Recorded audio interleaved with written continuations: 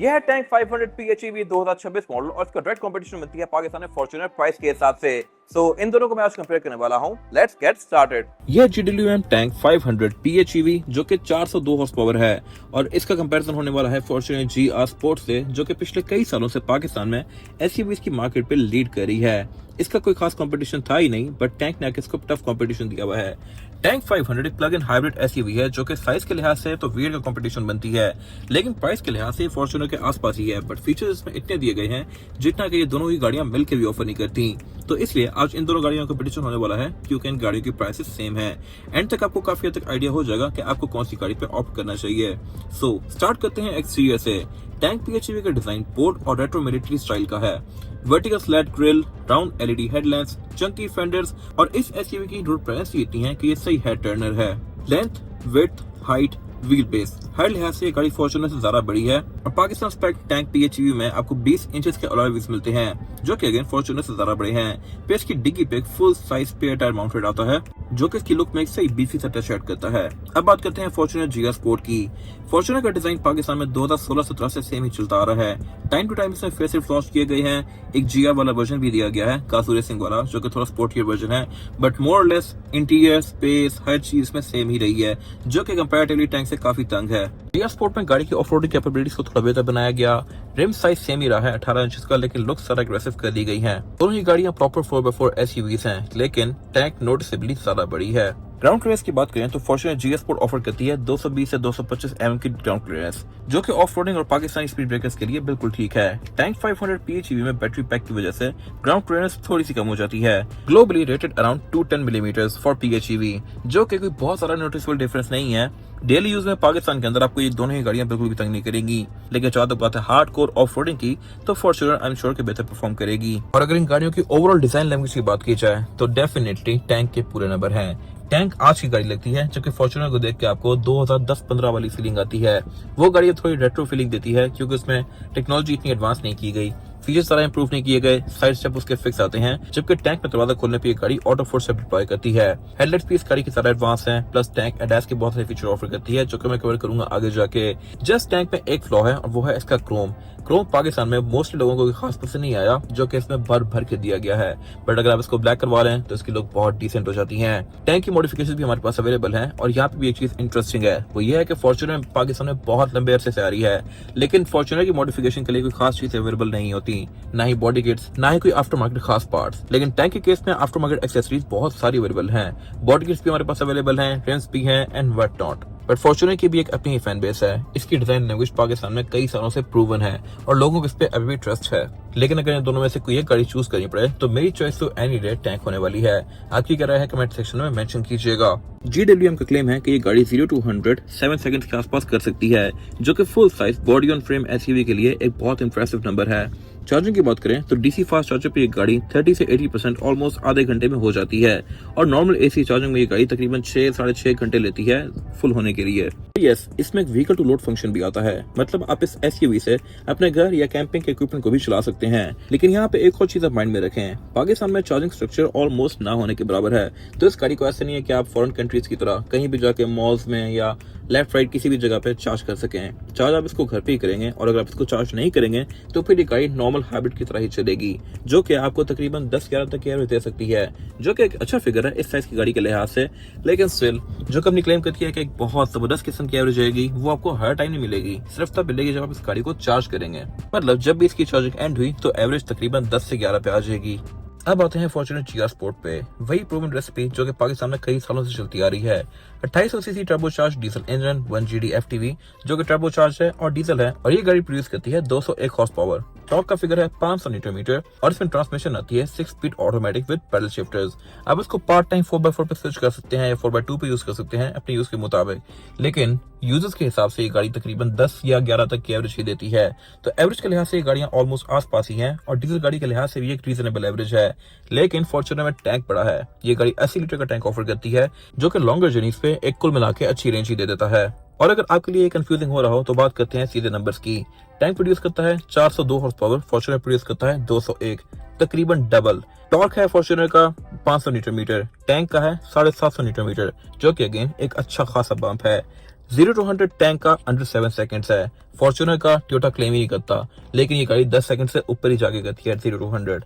और यहाँ तक तो टैंक कंप्लीट विनर लग रहा है, लेकिन ये टोटल स्टोरी नहीं है। अब अगर बात करें फॉर्च्यूनर की, तो इसके कुछ प्रोस हैं। वो ये है कि इसके पार्ट्स आपको पूरे पाकिस्तान में कहीं से भी मिल जाएंगे। इसका इंजन बहुत हद तक प्रूवन है, सिर्फ पाकिस्तान में ही नहीं बल्कि पूरी दुनिया में। ये गाड़ी अच्छी खासी बीटिंग ले सकती है और इसकी मेंटेनेंस भी कोई बहुत सारा कॉम्प्लेक्स नहीं है, जबकि टैंक के केस में पार्ट्स आपको बहुत इजीली अवेलेबल नहीं होंगे। टोयोटा इंडस जितना साजगार अभी एस्टेब्लिश नहीं हुआ, आगे जाके कितना एस्टेब्लिश होता है वो देखा जाएगा। फिर टैंक का इंजन कॉम्प्लेक्स है क्योंकि टर्बोचार्ज भी है, प्लग इन हाइब्रिड भी है। फिर इसकी कैपेसिटी छोटी है बट स्टिल इससे आउटपुट इतनी निकल रही है। तो अगर आप बहुत लॉन्ग टर्म देखते हैं तो फॉर्च्यूनर शायद बेहतर ऑप्शन रहेगा रिलायबिलिटी के लिहाज से, लेकिन अगर अपनी गाड़ी को एंजॉय करना है तो एनी डे टैंक बेहतर ऑप्शन है। फिर बहुत सारे लोग जो लैंड क्रूजर से इस गाड़ी पे स्विच कर रहे हैं, उसकी वजह यही है कि लैंड क्रूजर कुछ टाइम में जितना लॉस कर देती है उतनी की टोटल गाड़ी नहीं है। और अब बात करते हैं इन गाड़ियों के इंटीरियर पे। यहाँ पे आपको मेजर फर्क नजर आएगा। टैंक 500 PHEV के इंटीरियर में मिलता है आपको नापा leather, front seats electronically adjustable हैं, साथ में हीटिंग, वेंटिलेशन और मसाजर का फंक्शन भी है। ड्राइवर और पैसेंजर दोनों की सीट में मेमोरी फंक्शन भी आता है और एक वेलकम फंक्शन भी है। जब भी आप दरवाजा खोल के गाड़ी में बैठेंगे तो ड्राइवर प्लस पैसेंजर दोनों की सीट्स इलेक्ट्रॉनिकली खुद एडजस्ट होंगी आपके हिसाब से। डैशबोर्ड पर एक 14.6 इंचेस की टच स्क्रीन है, साथ में 12.3 इंचेस की फुली डिजिटल इंस्ट्रूमेंट क्लस्टर भी है और ऑडियो के लिए 12 स्पीकर्स भी दिए गए हैं जो कि सही हाई एंड हैं। वायरलेस एप्पल कारप्ले और एंड्रॉइड ऑटो भी ऑफर करती है और इसकी रूफ में पैनोरामिक सनरूफ आती है। कैबिन को क्वाइट रखने के लिए GWM ने एक्टिव नॉइज कैंसलेशन और N95 ग्रेड का कैबिन एयर फिल्टर भी दिया है। PHEV के एक्सक्लूसिव फीचर्स हैं हीटेड स्टीयरिंग व्हील और हीटेड साइड मिरर्स। सर्दियों की सुबह के लिए ये दोनों ही चीजें बहुत यूजफुल हैं। लेकिन यहाँ पे एक चीज काफी इंपॉर्टेंट है जो कि आपको नोट करनी चाहिए गाड़ी लेने से पहले। पाकिस्तान में टैंक 500 में जो PHEV वर्जन आया है ये 5 सीटर है और इसमें जो 7 सीटर वर्जन है वो HEV है, यानी कि बड़ा वर्जन इसमें 5 सीटर आता है। अगर आपको 7 सीटर चाहिए तो आपको HEV पे स्विच करना पड़ेगा, जो कि एवरेज के लिहाज से एज कम्पेयर टू PHEV थोड़ी कम है। PHEV में बैक पे बैटरी पैक आता है जिसकी वजह से थर्ड रो सीट की जगह ही नहीं बचती। एक बड़ा ट्रेड ऑफ है जो कि फैमिली बायर्स के लिए मैटर करता है। ऑल्दो ये सीट्स मोस्टली लोग यूज ही नहीं करते कभी लाइफ में, बट स्टिल होना ना होने से बेहतर है। Whereas on the other hand, Fortuner GR Sport 7 seats offer करती है। तीसरी रो में आप छोटे बच्चों को बिठा सकते हैं, सीट फैब्रिक की हैं और GR Sport के इंटीरियर में जगह जगह रेड स्टिचिंग कंटिन्यू की गई होती है जो कि GR वाली थीम को सिग्निफाई करती है। थर्ड रो सीट्स में एंट्री और exit as compare to tank के HEV वर्जन थोड़ा मुश्किल है। टैंक में अगर आप HEV लेते हैं तो बैक पे 2 लोग कंफर्टेबली बैठ सकते हैं। और एक और चीज भी यहाँ पे नोटिसेबल है, वो ये है कि GR स्पोर्ट में सीट्स साइड्स पे फोल्ड होती हैं पुरानी गाड़ियों की तरह, जबकि अगर आप टैंक में HEV लेते हैं तो इसकी सीट सिंकिंग वाली आती हैं। ये चीज टोयोटा ने अब जाके लैंड क्रूजर 300 सीरीज में ऑफर की है या लेक्सस RX 600 में ऑफर की है। तो अगर आपके लिए वाकई में 7 सीट्स यूजफुल हैं तो फिर आपको टैंक HEV पे ही जाना चाहिए। फिर GR स्पोर्ट में बैठते ही आपकी नजर जाएगी स्टीयरिंग व्हील पे, जो कि मेरे ख्याल से टैंक स्टीयरिंग से बेहतर है। ये पूरा ही लेदर रैप्ड होता है, यहाँ GR की बैजिंग दी गई है, पैडल शिफ्टर्स भी आते हैं, लेकिन फीचर्स यहाँ कम दिए गए हैं। ना ही इसमें रडार के फीचर्स हैं और ना ही ये स्टीयरिंग व्हील हीटेड है। मीटर में भी इसके GR की थीम कंटिन्यू करती है, बट ये कस्टमाइजेबल ना होने के बराबर है एज कम्पेयर टू टैंक का मीटर। जैसे आप लेफ्ट पे देखते हैं तो यहाँ पे आपको सब कुछ बहुत एंशिएंट फील होगा। टैंक में स्क्रीन वगैरह काफी बड़ी दी गई है, फीचर्स के लिहाज से गाड़ी लोडेड है और बिल्ड क्वालिटी भी यहाँ पे जर्मन के लेवल की है।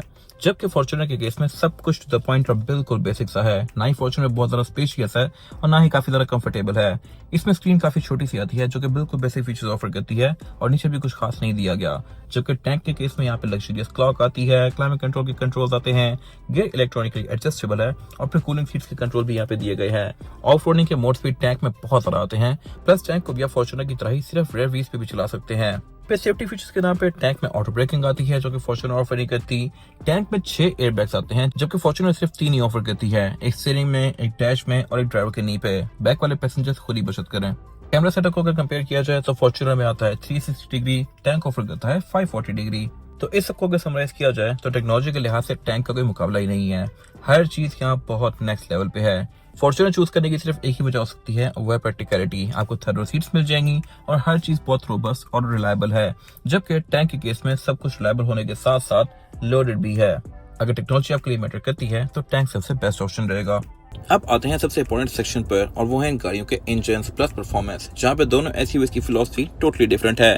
टैंक 500 PHEV में आता है GWM का high 4T plug in hybrid system, जो कि 2000 सीसी टर्बोचार्ज इंजन ऑफर करता है, mated with 120 kilowatt electric motor. Total combined output है इसकी 300 किलोवाट की, यानी कि 402 हॉर्स पावर और इसका टॉप फिगर है 750 न्यूटन मीटर, जो कि इंसेन है। पावर जाती है एक 9-स्पीड हाइब्रिड ऑटोमेटिक ट्रांसमिशन के through full time 4-व्हील drive system तक, जिसमें मल्टीपल डिफरेंशियल लॉक्स हैं और एक यूनिक टैंक टर्न फीचर भी है, जिससे एसयूवी लिटरली अपनी जगह पर ही स्पिन कर सकती है टाइट ऑफ रोड मैनूवर्स के लिए। एनर्जी आती है एक 37.1 किलोवाट बैटरी से, जिसका क्लेम है कि ये गाड़ी को 100 से 120 किलोमीटर तक की प्योर इलेक्ट्रिक रेंज दे सकता है टेस्ट साइकिल के हिसाब से। तो अब चलते हैं फाइनल वर्डिक्ट की तरफ और इन गाड़ियों के प्राइसेस डिस्कस करते हैं।